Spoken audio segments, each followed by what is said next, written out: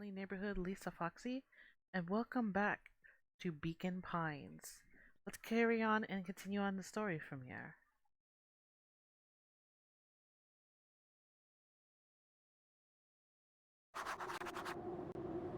Alright, so we gotta catch up to Mr. Nuncreed.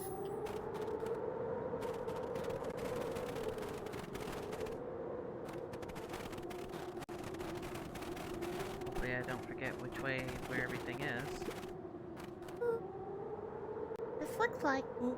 This looks familiar, yeah. Maybe we can clear off the snow. No time. Nuncreed's getting away.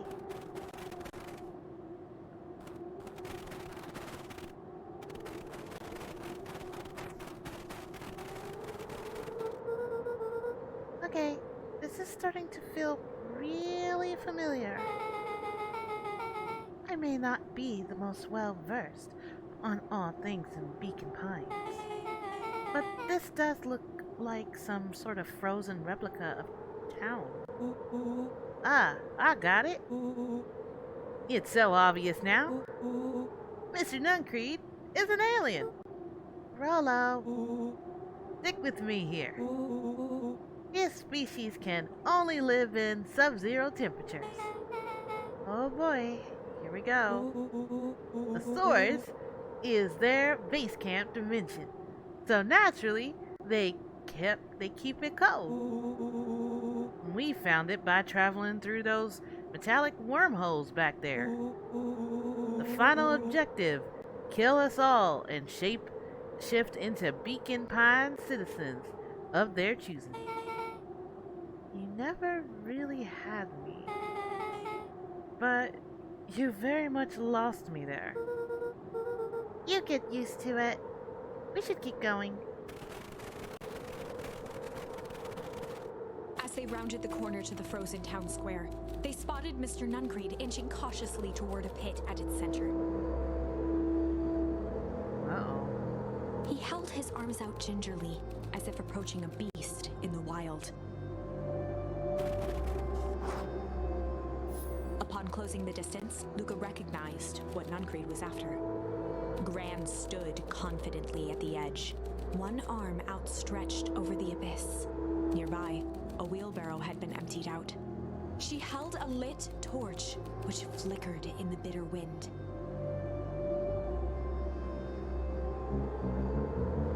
Juniper, I don't know what you think you're doing, but I assure you this is not going to solve anything. If you drop that, you doom this whole town. Oh, it wasn't me who doomed this town. I've been watching you, Joseph. I know what you've done. You and your conspirators. Gran? What's happening? Luca, you and your friends need to leave right this moment. Mr. Nuncreed turned back toward the kids, desperation in his eyes. Listen to your grandma, Luca. This is between me and Juniper. Rollo and Beck held steadfast in awe. Luca approached closer. Mr. Nuncreed spun back toward Gran, his voice growing louder. You've got it all wrong, Juniper. Just hand over the torch. You don't understand what you're doing. How could I possibly trust you to do the right thing? Walt told me everything. He trusted you and you betrayed that trust. Luca, did you know that this man's entire life is a lie? If it weren't for him, your father might still be alive. Mr. Nuncreed winced with anguish. His voice hardened. That's not true. They both now yelled, not to each other, but at fate itself, making their peace with long-held burdens. The wind howled with encouragement. Walt was like a brother to me. We just had different ideas about how to affect change. Very convenient that your way had just happened to Line your pockets. Now that's not fair. They menaced at each other, both catching their breath. The moment balanced on a knife's edge. Amid a blur of emotions and memories, Luca's mind flooded with questions. The wind calmed, as if to give him the stage.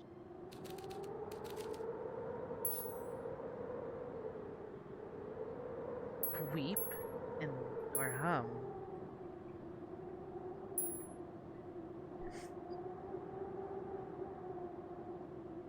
Do I hum or weep?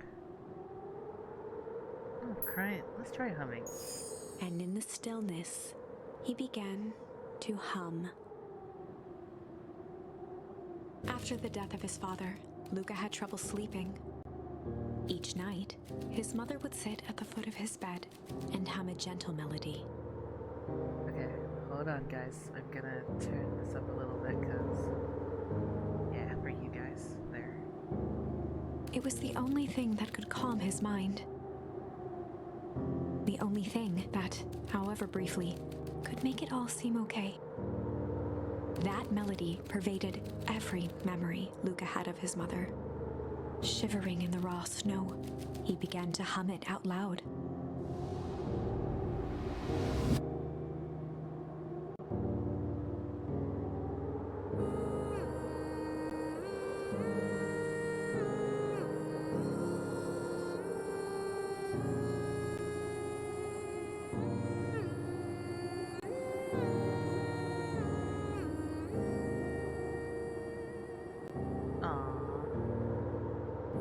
Gran lowered the torch, listening closely. As recognition slowly set in, her heart sank. Those countless nights of consolation, the incomparable loss they shared together. She let the torch fall to the snow and sizzle out. A few steps toward Luca was all she could bear before dropping to the snow herself. Through a flood of tears, she began to hum along, note for note.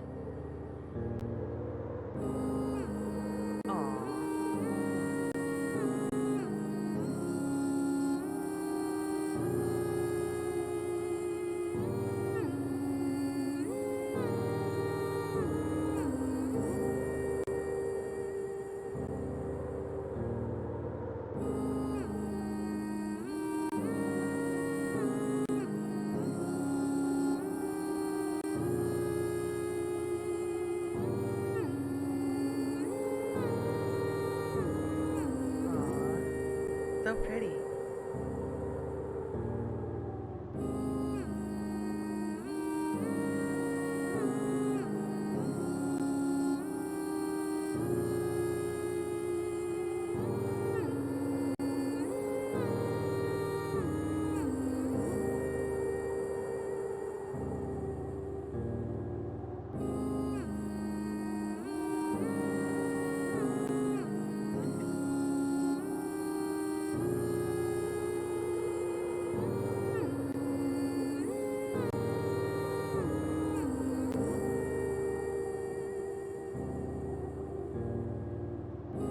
Luca lifted his head in astonishment.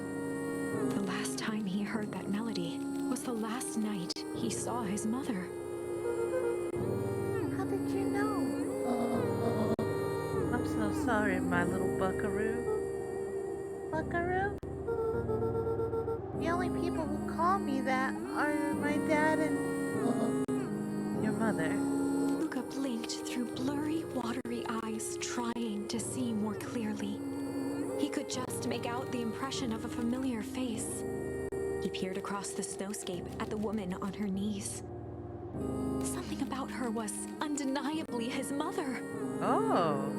Only smaller, older, changed. Mom? That's right, buckaroo.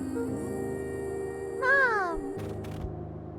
Luca sprinted as fast as he could toward his mother. They held each other close, and the cold retreated from their bodies. Eleanor? thought you were gone. You should have known I would never abandon my son. Eleanor looked down at Luca, tightening her embrace in an appeal for forgiveness. Oh. You're a smart man, Joseph. I thought you'd have pieced it together by now. You were exposed. Mom, I don't understand any of this. What happened to you? Where did you go? Why did you leave me? I never left you. I was always right here, Luca. Why did you lie to me? It tore me up, Luca. But I did it to keep you safe. I thought that getting answers would help us both move on. But the more I discovered, the more I realized the danger we are in. Until perennial harvest was stopped, it was better if everyone thought I was gone. You could have trusted me. These are bad people, Luca. They won't stop until they get what they want. And they don't care who gets hurt in the process. Then what do? We have to stop them. Joseph slumped into the cold, wet snow. They can't be stopped. This is too big. I tried beating them at their own game. I'm done fighting fire with fire. For the first time in a long time, her voice felt like her own again. No more lies. I see now there's a better way to stop perennial harvest. There we go. The cold, hard truth. Luca gazed down at Nuncreed with pity. He looked small. Joseph stared into the snow, as if searching it for answers. Come, everyone. We got a party to crash.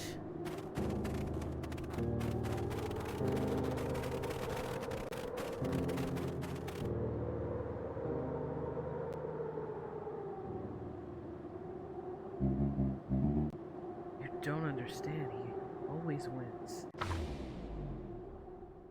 Chapter 9. Oh my. The Devil You Know. 7 months ago. Eleanor Van Horn crept down the maze of sterile hallways under perennial harvest. She stopped in front of the large steel door marked Deep Engineering. No turning back now. She raised a trembling hand. The stolen keycard worked as promised, and the door buzzed open with mechanical efficiency. She was immediately hit with the smell of disinfectant. It was some sort of laboratory. In one corner was a desk covered in papers. Across the room stood a tall metal pod with hoses protruding from its base. She rushed to the desk and began shifting through the piles of papers. They were experiment reports on something called Tempus liquamen. There were dozens of them, every one stamped failed. Eleanor heard the sharp echo of footsteps approaching. She was out of time. Her eyes scanned the room, eventually landing on the strange pod. Muttering a curse under her breath, she dashed over and dove inside.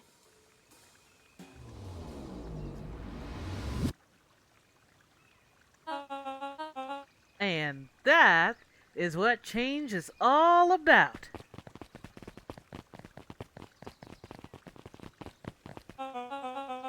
Grabbing the future by the scruff of the neck and making things happen. Change is a choice. I am tickled pink that we will all be making that choice together. How great is that? This man is a liar. Excuse me? I will not. This town has a dangerous secret in perennial harvest. Only exists to keep it hidden. Nonsense. They picked up the whole dang town and moved it right under our noses. You aren't making any sense, dear. Mr. Kerr addressed the crowd with a sarcastic tone. Imagine such a thing. It's absurd and just plain impossible. They promised they could fix the foul harvest. They told us they would clean this place up. We just had to leave town for a few days.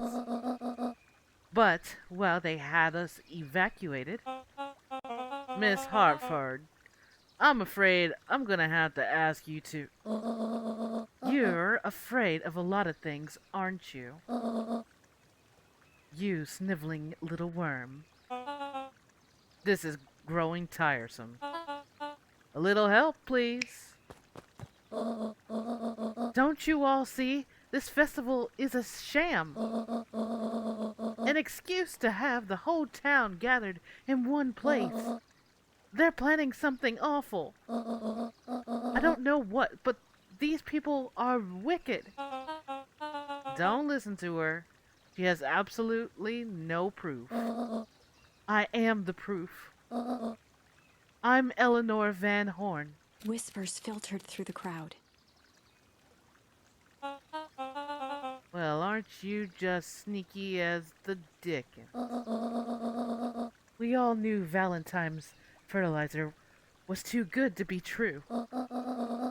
And now this whole town is paying the price. Ladies and gentlemen, I am so sorry about this disruption. My associates will take this obviously disturbed woman somewhere comfortable, so that she can get the help she needs. She's not the one who's disturbed. You two-timing clown. You all know there's something wrong with this town. It was just easier to look the other way. The truth is,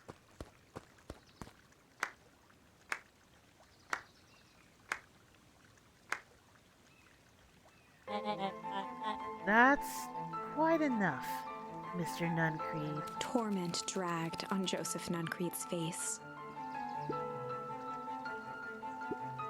Yes, sir. Take them away. No, I want them to see this. Ah, the ever-tempestuous Eleanor Van Horn. You've been quite the thorn in my side. Like a weed that burrowed in where it doesn't belong. I must confess, you look dreadful. He paused for a moment, plucking a piece of fuzz from his sweater and discarding it to the ground. Consider yourself in a rare company. You managed to pull one over on me.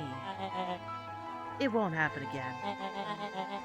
I knew you had some sort of plan to disturb my little party. But alas, I expected something a bit more impressive than incoherent rambling. No matter, your failures are yours to bear. Mr. Kerr? Yes, sir. It's a shame it was cut short, but thank you for the rousing oratory. I will take it from here. Yes, sir. Of course, sir. You have done quality work for me, William. You can look forward to the recompense we agreed upon. Kerr gave a bow of deference. Founder, you are most gracious. Gasps rippled through the crowd. Thankfully, we can dispense with the formalities from here on out. Solomon pulled a glass vial from his pocket. In one smooth motion, he downed its contents. A triumphant smile grew across Solomon's lips. You can all call me Sharper Valentine. His body and face began to contort and expand as he disappeared into a belching green mist.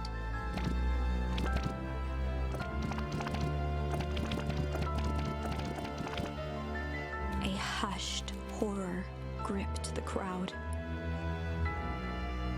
This is a story about change. What? No! Ah, so you didn't see that coming.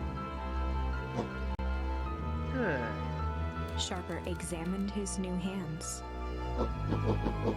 Well, this is quite the improvement. Everything looks so much smaller now. Eleanor was right about one thing. The festival was a ruse. I wanted you all to witness my glorious return with your own eyes. Why does everyone look so downtrodden? This is a celebration, people. Maybe it would help if we set the mood. Mr. Kerr, be a dear and reveal the sign.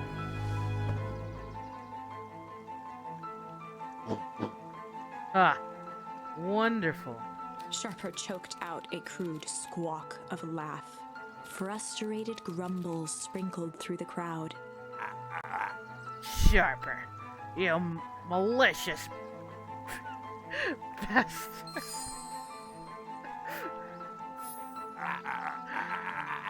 I'm glad you're back so I can tell you to your face. You destroyed this town. We ain't gonna let you get away with it again. Sorry, this is not the time for audience participation. Some assistant, Mr. Kerr. William Kerr gave a subtle nod to the clipboards. You coward. Does anyone else have something to contribute? A helpless quiet settled over the crowd. I thought so. Did you all truly believe me to be free of me? A town of complete, utter fools. You people should be celebrating my return. You clearly lost without me. And that leads me nicely to my children. Daddy? I gave you both the greatest gift a parent can give. The opportunity to prove yourselves in my absence. Squandered. To say I'm disappointed would be an understatement. But Silence, Augustus. An adult is speaking. I don't know which is worse. A son who is completely hopeless, or a daughter with such potential who inevitably lets me down. Iris, you fail me with admirable consistency. Thankfully, I was counting on it this time. Father, I have been wasting time, my dear. What have you accomplished? I was focused on cementing our legacy. Legacy? Who needs legacy when you can just live forever? But what about... It's alright, kiddo. I'm afraid you suffered from a complete lack of imagination. There's just no helping it. Now then, where is Joseph? You didn't take the opportunity to slip off, did you? Ah, there he is. Everyone should give him a hand. None of this would have been possible without you, Joseph. I think you've said enough. Nonsense. The people desires to know how helpful and loyal you've been. I only did what I did because he left me no choice. You always had a choice, Joseph. You were simply too weak to take it. No matter. Cheer up. You are about to be rich beyond your wildest dreams. You should follow Mr. Kerr's example. When I found him, he was in a sorry state than any of you. An aging actor, desperate to recapture his youth. He played his part, and soon he'll be able to play the leading man again.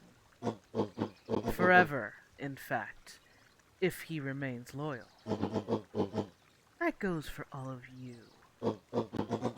Well, those who haven't already fretted away my goodwill, Beacon Pines is mine again. And I'm willing to share its spoils in exchange for absolute loyalty. Are you saying William Kerr was never in charge of perennial harvest? Ah! You think that puffed up blatherskit could have accomplished all of this? Dawn, I suppose it's time for your big exclusive. Sharper addressed the crowd with indignant pride. He'd planned this moment for so long that now, at the deed's fruition, it almost felt frivolous. You see, I needed a figurehead to hold things down while I orchestrated my return. Someone to misdirect lies and bilk this town for a spell. So I invented William Kerr. Take a bow, you've earned it. Mr. Kerr flourished a preposterously elaborate bow. Patrick C. Montesquieu, Than Spine Extraordinaire at your service. Founder, I just want to thank you again for this opportunity. It truly was a role of a lifetime. Wait. So this Bill Kerr was a patsy the whole time? Now, that your secret is out in the open, what's to stop this town from rising up against you? And that's the delicious part. Fear. Thanks to our clipboards, I know what each and every person in this town fears most. And I will make those fears manifest for anyone who steps out of line. The choice is simple. I'm not afraid of you. Young hero. I've kept a keen eye on you, boy. You and your friends made a habit of disturbing my plans. What a pity. If things would have gone a bit differently, you might have had your moment of triumph. But that's fate for you. You can't do this. Oh, but I can. I have won. Never underestimate what a great man can do given time. And now, time is my plaything. Perhaps the most expensive thing I've ever bought. But well worth it. Ah, Sharper coughed up one final laugh and cracked his knuckles. enough chit-chat. Let's get to work, shall we? Uh-oh. And so, Sharper set about remaking the town in his own image. The fertilizer factory soon reopened for business. Sales rose steadily as more and more farmers across the countryside began to swear by its miraculous properties. Beacon Pines became famous, a secretive town that, for the right price, shared its gifts with all. Gifts that became more and more necessary in a world where winters grew longer and longer. The end. This is wrong, but things are becoming clearer now. You can feel it, right? We can't let Sharper win. He might just be the key to this whole thing. Let's see. Right. I just want to see if there's anything else. Okay, so there's something over here. Okay, so I want to see what does weep do. So he began to weep. And in the stillness, he began to weep. It was all just too much. Falling to his knees, Luca whimpered softly. The tears crystallized as they hit the snow. Gran stared at Luca for a moment with warm sympathy, remembering why this was all necessary. This all makes sense soon, Luca. Then everything could go back to normal. I promise. She stiffened up and brandished the torch at Mr. Nuncreed. You can't hide behind those people any longer, Joseph. Once their precious source is destroyed, we'll see where their loyalty falls. Juniper, don't. Ignoring his final plea, Gran flung the torch into the deep darkness. Uh-oh. She smiled and exhaled in relief. Mr. Nuncreed moaned in resignation. The torch echoed as it ricocheted down the hole, punctuated with a thunderous thud. You see, Joseph, I've learned one very important lesson in life. If you want things to change, then you must be willing to. Before Gran could finish, the ground shook her to silence.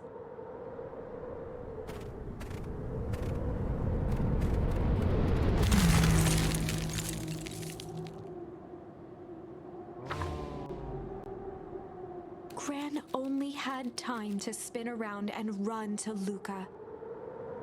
Her attempt to shield him, an honorable but trifling act. Unflinching love, pitted against an unthinking horror. There was no contest. Her warm embrace froze in an instant.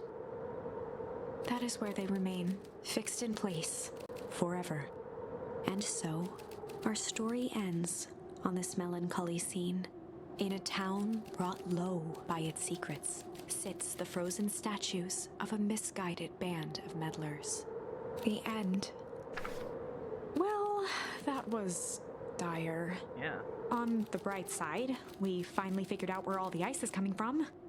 Now, we just need to find a way to deal with a mystic, unfathomable force of nature. She's so positive about that, okay. Alright. So we just got this one. Alright. There was a malice lurking behind those eyes. Like a trap ready to spring. Back in the past. Luca felt the weight of Nuncreed's hand on his shoulder. Something wasn't right. He didn't know why, but something was telling Luca to get out of there. I just want this all to be over. Of course. I'm sure it will all work out soon enough. I should get going. I told Roxy I'd check for Rolo at the treehouse. Luca twisted free of Nuncreed's grasp. Of course. Luca, you know your dad and I were good friends back in the day. You can come to me with anything. Anything at all. Yeah, that's not gonna happen. Run! Run away! And you... who is this little guy? These festival decorations are a bit humdrum. Now, if I were to throw a festival, it would be a thing to behold. I agree. This is all more than a little sad. It's worse than sad. It's boring. What if we did a little something to spice things up? I'm listening. You know, the festival sign waiting to be unveiled. It would be a shame if The someone... two scurried off, eagerly formulating a plan.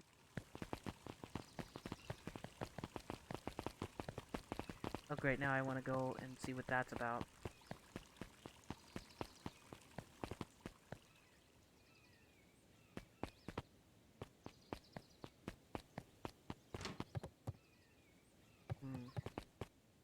Wonder where they went. Okay. Well, let's see what she has to say here. He looked down and muttered in a gruff voice. Ma'am always told me my problems would look smaller once I grew up. But my problems always seemed to grow right along with me. Heavens! I sense big trouble ahead.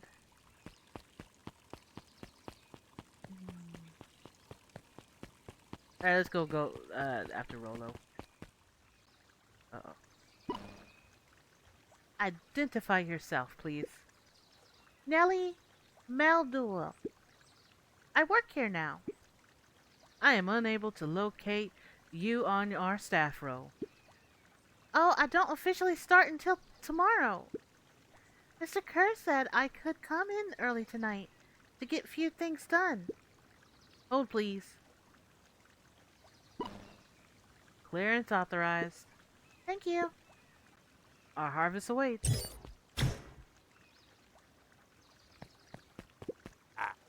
Oh. You could get a wrench to the noggin sneaking up on a guy like that. Don't scare a man while he's junkin' Sonny. Evening, Geoff. Isn't it kinda late to be junkin'? I might as well ask the same thing of you. Find anything good? Ever since Perennial Harvest moved in, even the junk is trash. You can learn a lot about persons by looking at what they throw away. With a bunch, it's all shredded paper and coffee cups. Well, I better get going. I didn't see nothing. If you didn't see nothing. See what? Exactly.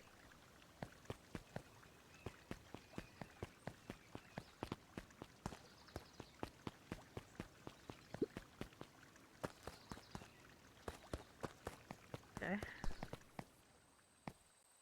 Oh.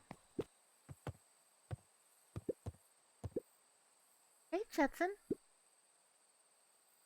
Have you seen Rolo come this way by any chance? Afraid not. And exclusive as the fish in this here pond. Wouldn't it be funny if that's his dad?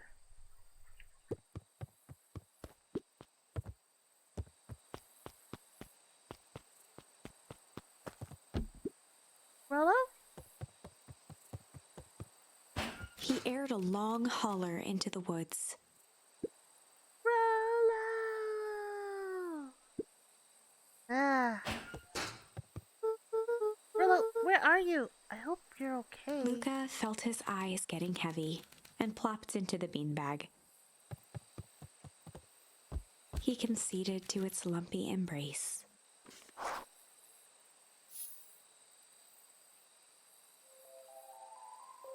Once again, Luca found himself in a vast black expanse.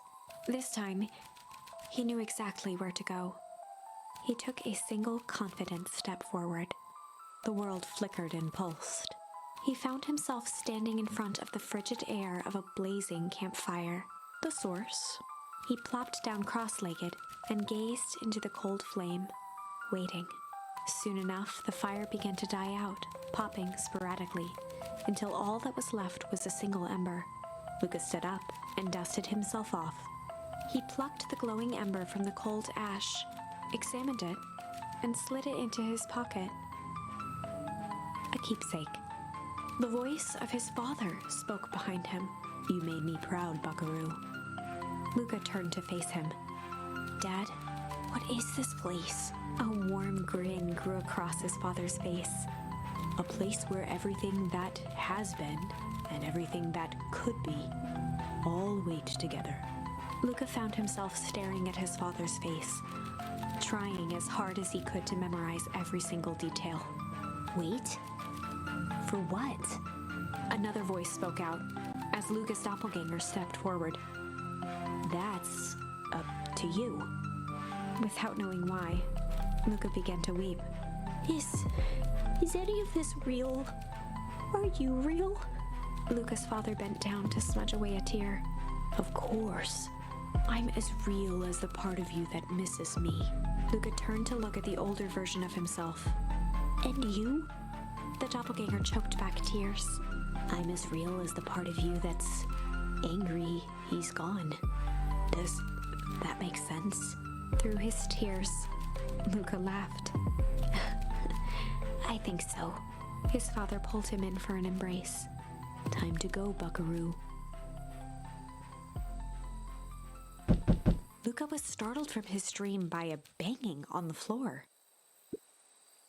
Are you there? A commanding voice rumbled from below. Just as Luca sprang to lock the entry hatch, the door knocked open. Oh. Chapter 5. Dangers big and small. Luca stumbled back. He heard the rope ladder creak under significant weight. Keeping his eyes fixed on the hatch, he inched backward to the balcony. As his hand grasped the door handle, Luca froze. A large figure clumsily wriggled up through the hole. Whoa. Rolo? Stop right there! Or I'll... Whoa, Rolo! Okay. Jeez. I know it's dark and all, but I figured you'd recognize me. Who are you? The large figure cocked its head inquisitively. Stop now or I'll clobber you with a baseball bat. Whoa, whoa, whoa. Take it easy. Luca, you need to get your eyes checked. It's me, Rolo. Nice try. But I know you aren't Rolo. You're like one of his random uncles or something. Where is he? Uncle? Luca, quit messing around. It's me. Is it really you? Prove it. Flamin' Chicken Coop Luca. Luca's jaw dropped. He peered more closely at the man standing in front of him. Something about him was undeniably Rolo, only bigger, older, changed. How? What happened to you? When I was running away, I ran into some people in those yellow suits. They grabbed me and dragged me away. What? Where did they take you? Don't know. They threw a bag over my head. It was cold and smelled like swimming pool. I think it was an underground lab or something. They made my hands all big. Look. Rolo proudly presented his hands to Luca. Pretty sweet, huh? I mean, it wouldn't be my first pick for superpower. But beggars can't be choosers. Rolo, it wasn't just your hands. My feet too? Dang, Pa just made me new shoes. Wait, Luca, why are you so small? Luca moved to the side and pointed Rolo to his reflection in the balcony window. What the? His hands shot up to his face. Holy Toledo! Rolo, what did they do to you? They made me drink some sort of green crud. Ew. Actually, it wasn't too bad. It kind of tasted like liquor ice. I passed out and woke up like this. And then I sort of smashed open my cage and escaped. Whoa! You smashed open a cage? Kinda. At least I think I did. It's all a bit of a blur. They had you in a cage. Who are these people? I don't know who did this to you, but we're gonna fix it. Fix it? This is awesome. Well, I'm just glad you're safe now. Look at, don't need to worry about me. Sure, I got snatched, but look at it this way. I got snatched. I know where snatch people go. We finally made we may finally have a lead on what happened to your family. Maybe you're right, but this all seems dangerous.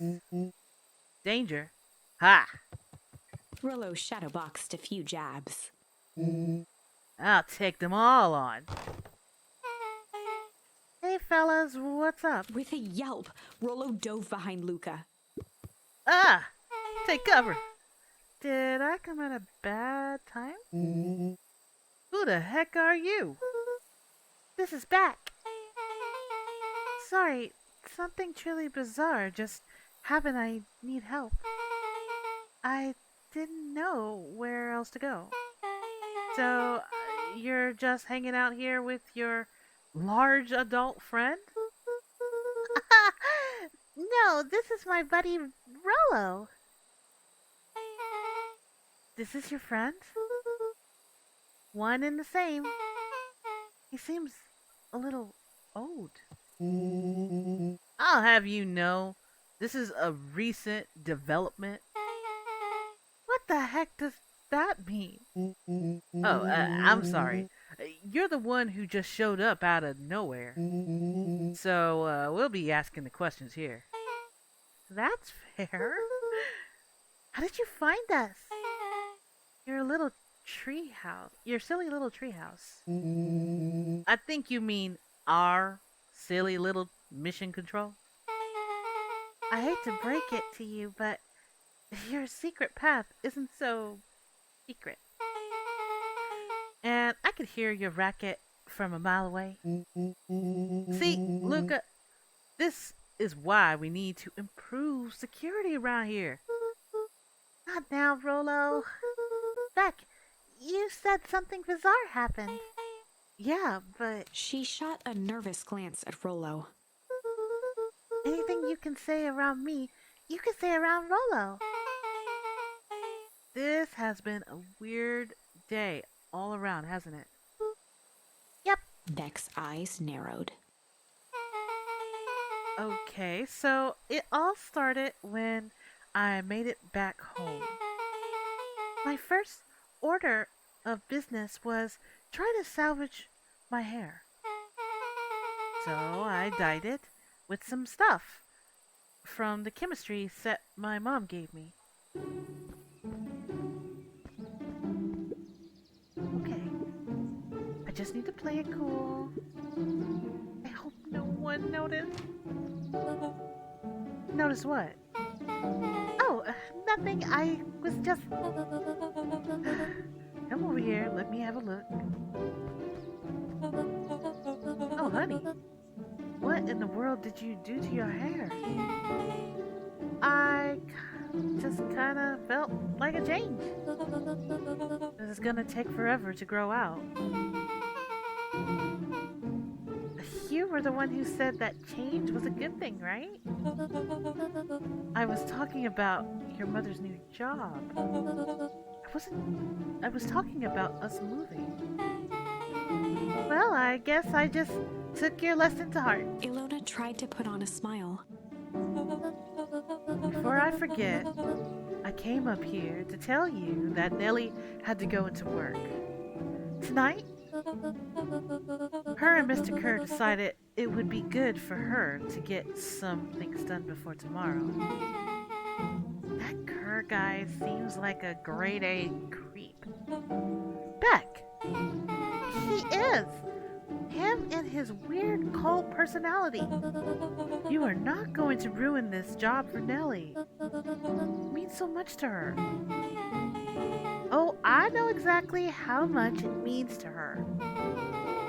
It means enough to her to exile her daughter to this podunk town. Oh, I think she meant to say podunk. But anyways, this place sucks. The people are weird. You don't know them yet. It's always cold. We're in the mountains. You'll get used to it. I can't even pick up a single decent station on the radio. It's all banjo music and farm reports. You know, I grew up in a town not that different from this one. Is that why you're better at talking to plants than people? Okay. So here's what we're gonna do. First of all, you're grounded. What? In the morning, I'll have Nellie come and see what we can do about fixing your hair. You need to look presentable for the festival. But not another peep. She sighed, and after a moment, looked down at Beck sympathetically.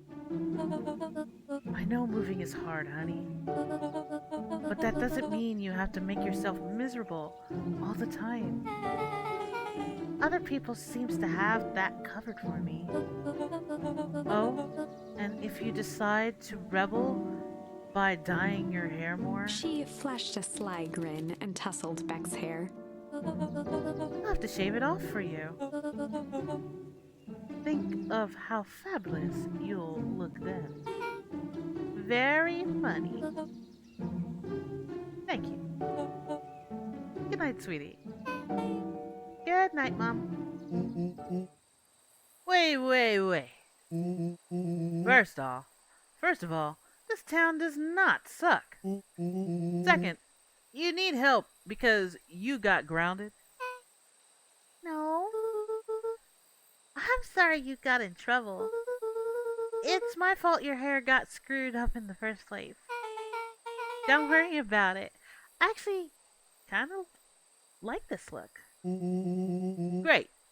Can we get back to the story now? The next part is the important bit. I have this radio I upgraded with my mom, and I was too angry to sleep. So I tried to dial in something worth listening to.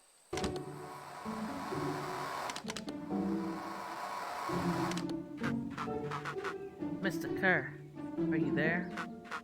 Mr. Kerr? Yes, I'm busy. What is it? Apologies. I have the founder on the line. Patch him through immediately. One moment. Hello, sir.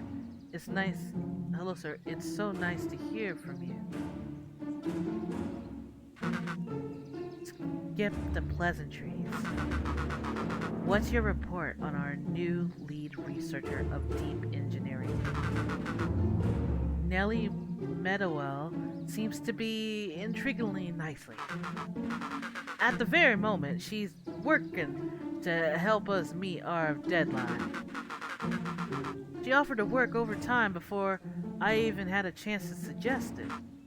Excellent. And you have faith that she's capable of finishing the work left by her predecessor? Her work must be complete before the festival. I will make sure she stays day and night until it's accomplished. Good. You know how I feel about loose ends. Yes, sir. When she has finished the work, we need to make determinations regarding her. Long-term prospects in the company. Immediately, sir? I usually have more time to fully bring people into the fold. We are in the endgame, Bill. After your failures with Dr. Prescott, I can't afford to take any risks. Of course, sir. No loose ends, sir. Once she's finished the work, she will either leave the office completely committed to perennial harvest, or she won't leave at all. Perfect. Sir, if I might suggest, maybe we should delay just for a bit. Oh? It's just, we seem to be rushing to hit this festival deadline, and rushing into things has caused some issues in the past. I see. Please understand that I just want what's best for you. I'm eternally grateful for all that you've done for me. Bill, I'll make this very clear for you. I brought you in to make things run smoothly, not to have opinions. Of course, sir. Chin up, Bill. You were only a few days away from having everything you ever dreamed of. Yes, sir. Thank you, sir. Whoa. Yeah. Just so we're clear, when they said loose ends, they were talking about murder, right? Like actually killing someone? Capital murder? Luca gave Rollo a quick elbow to the ribs. Who is this founder? I was hoping you guys would know. Nah, as far as we know, Kerr is the top banana in perennial harvest. He sounded scared of this founder guy. So we have an even topper banana on the field. What the hell is my mom caught up in? Has she talked about... Has she talked about the job much? Not really. She said she was going to come in and continue the work of someone she respected. Luca, do you think that body at the warehouse was... The person Beck's mom came to replace? That would make sense. Beck seems like Nellie's predecessor got loose-ended. I'm getting that impression. Okay, so we need to get your mom out of there before the festival happens. That's 2 days away. Won't she just come home after work? The creep at the radio said they're going to hold her there until then. So, she's not coming out. We gotta go in and get her. Beck flicked a large sheet of paper out of her pocket and slammed it on the floor. Maybe this will help. You have blueprints? Well, it's really just a welcome map from my mom's PH orientation day. But it shows the layout. Sure looks like a blueprint to me. Look here, the reception area, there's a big room marked Founder's Office. It even has the exit marked. Guys. We have a deadline. We have an objective. We have blueprints. You realize what this is, right? Rollo started to wiggle with excitement. I think we're heisting. This is officially a heist. Oh, man. Chapter 6. The Heist. They spent the night's end huddled around that small map, formulating a plan to infiltrate the headquarters of Perennial Harvest. It would be no small feat. A modern facility equipped with all manner of technology, not to mention the swarm of clipboards that would most certainly be scattered throughout. By the time the sun began to peek through the car window used as a makeshift balcony door, all were in agreement. This could just work. The final day before the festival would be used to prepare. They'd need to pool every resource at their disposal, pull every favor with a thread. Even enlist some unsavory characters around town with important tasks only they were suited for. Luckily, there was enough ill will and mistrust toward Perennial Harvest that alliances could be found at a bargain. Luca, Beck, and Rollo rubbed their eyes as they exited the treehouse. They hadn't slept at all that night. There was no. The festival was to begin in 1 day, and they each had their assignments.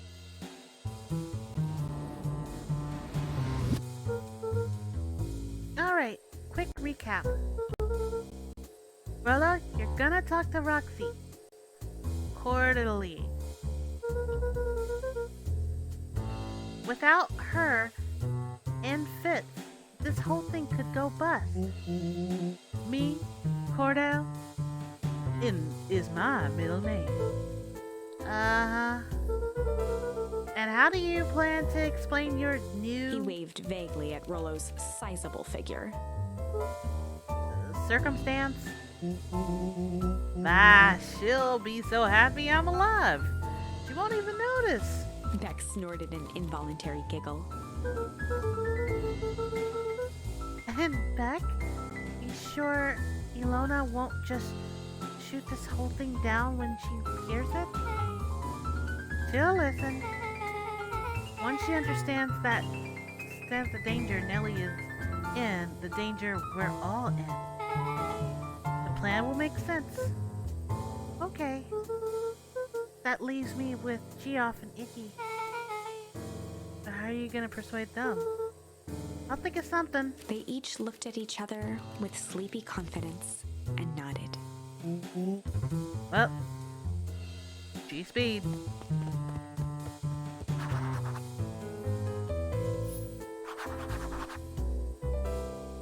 Alright. So, looks like we got a secret mission to do on the next episode. So I hope you guys enjoyed watching this episode of Beacon Pines.